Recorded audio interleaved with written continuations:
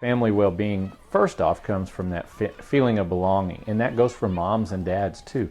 Whether moms or dads work outside the home or they work inside the home, they need to know that they have an integral part and belong there, and that can be a challenge for dads that work outside the home.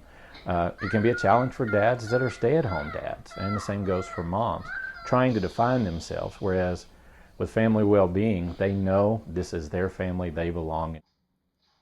There's a lot of warmth, there's obvious caring for each other, deep love, deep commitment, little flare-ups, fights here and there, little mistakes get made, and knowing that that happens and knowing that sometimes big things happen that can rupture the family fabric, the parents really make a point of weaving the family together, through little festivals, birthdays, special events, playtime, supporting the children's growth, but also taking time for their own growth. And then you get this sense of well-being because everybody's needs are being met.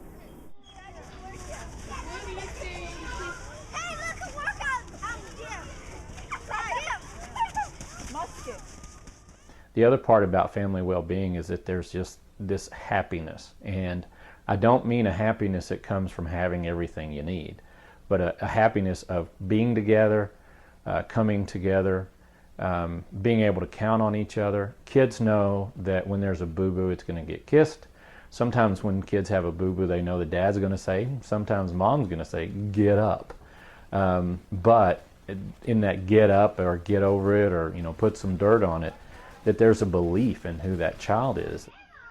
Like many people in my generation, my biological parents were divorced early. My biological father raised me with my stepmom, and her family fully adopted me. I'm not blood related to any of them, but this was about love and togetherness and kindness and communication.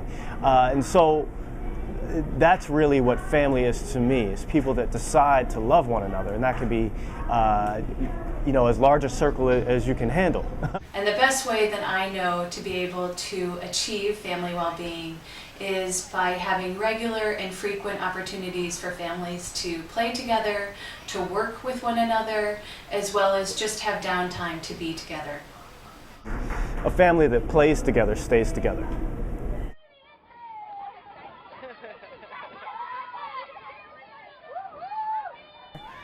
As a working parent, I can definitely speak to some of the obstacles that exist. Right now, we're sort of living in a day and age where even in two-family homes, both parents are working, and there's very little time left at the end of the day to play. When you get home from work, people are typically tired, but I think play still needs to remain a priority, both because the kids really need it and they thrive off of it, but the other thing is, as a parent, you learn to appreciate it too when you can just take a moment out the day, be spontaneous. So as much as I believe that technology can be a fun way to play, it can also be a big distraction. So my cell phone is one of the things that really gets in the way of my being fully present with my family sometimes. I'm really playing with my family. So that's definitely an obstacle I think a lot of families deal with. And so putting away technology is sometimes really important, and I really try to make space for time where there's no technology present. So no one's playing on the computer, no one's doing anything on their cell phone, and it's definitely a time for just being with one another and playing together in a way that is about interacting and not about staring at a screen. I think the speed of life, the overworked condition of the adult, the overworked condition of the child with all the homework and all the organized activities and then hours of media. I just keep thinking, if the screens got turned off, everybody would have plenty of time to play. And they'd have the energy for it. They'd start flexing their own minds and, capacities.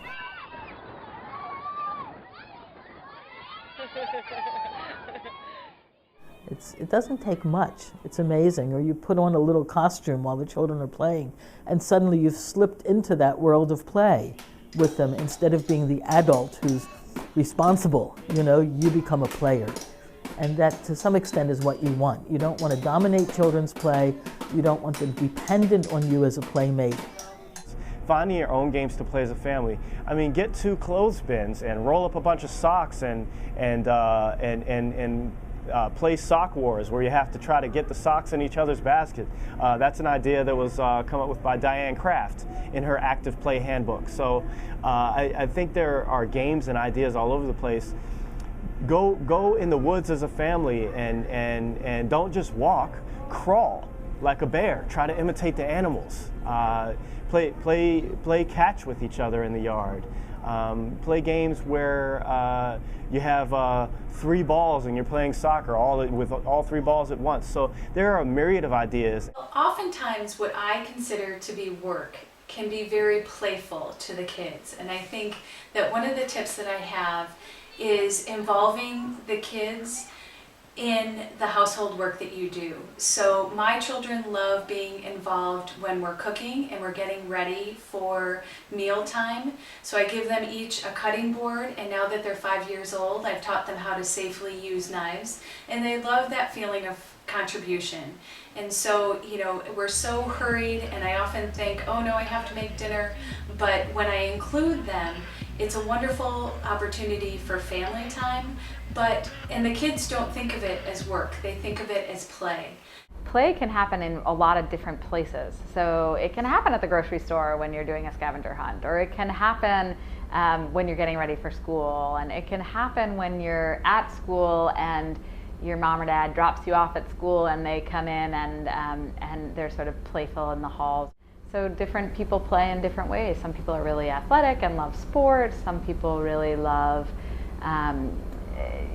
different kinds of games that are more board games. And so some people really love to be in nature and just are playing in that kind of way. I think today parents feel that everything should be organized and there should be goals and targets.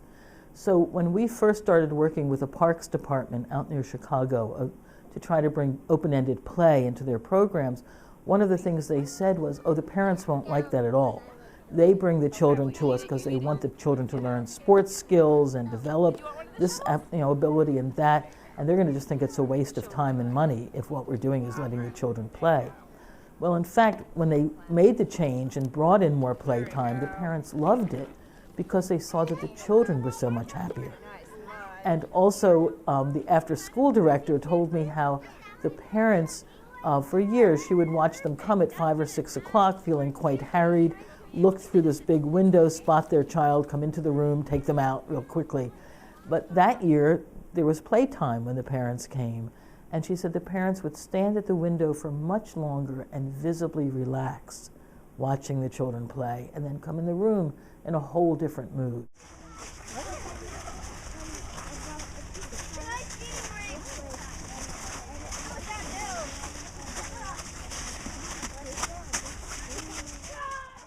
It feels amazing when you take time to play with your own kids. Just the act of being silly, maybe a little roughhousing, again, going to the playground with them, you see the joy in their faces, and it just sort of releases the tension in your own body as well.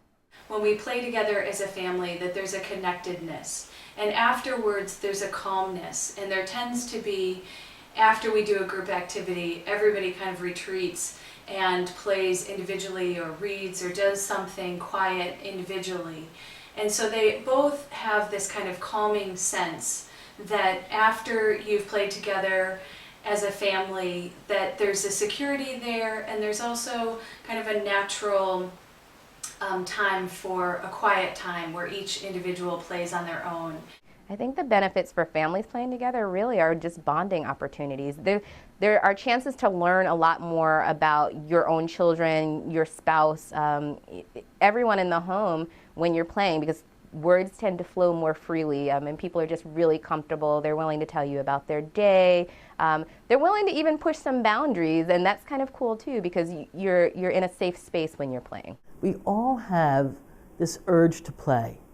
And sometimes it's like a spring out in nature that's gotten all clogged up so you're not so aware of it anymore. And then you start to clear the rubble away from the spring and it starts to flow freely. So you have to find the ways to release your own play urges. And children's books are helpful. Watching children play, is really helpful. getting into the water and in a river or a creek and playing. Water is very conducive to play, in my experience. Building sand castles, doing whatever it is that is appropriate for you and the environment that you're in, that releases some of that playfulness that's within all of us. Don't ever believe play goes away. It just gets buried for a while. Oh, thanks, Danielle. You guys are the best.